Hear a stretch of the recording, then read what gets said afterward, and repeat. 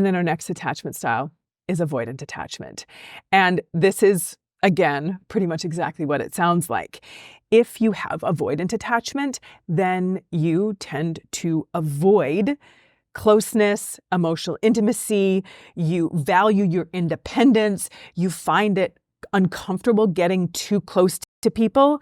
And when you do find yourself getting too emotionally close to others, you have this urge to pull away. You might even start to feel trapped or suffocated when there is any kind of semblance of closeness happening in a relationship.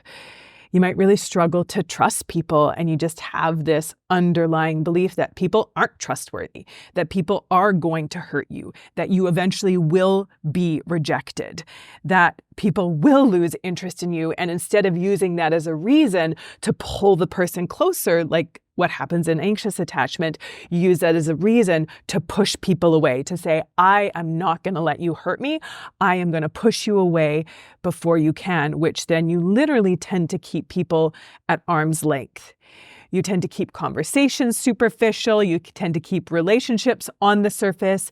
You don't really feel comfortable sharing personal things about you, even with closer friends or family, that you just keep things at a kind of safe surface level, because ultimately it is based on that fear of being rejected or abandoned.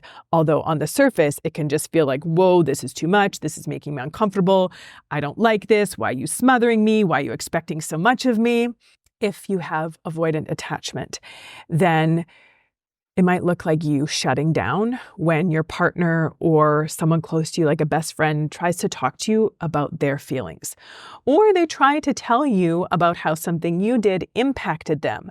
They're trying to have an open, honest, intimate conversation, and you might find yourself immediately like shutting down, and like your brain goes blank and you're like, you can't even process what's happening.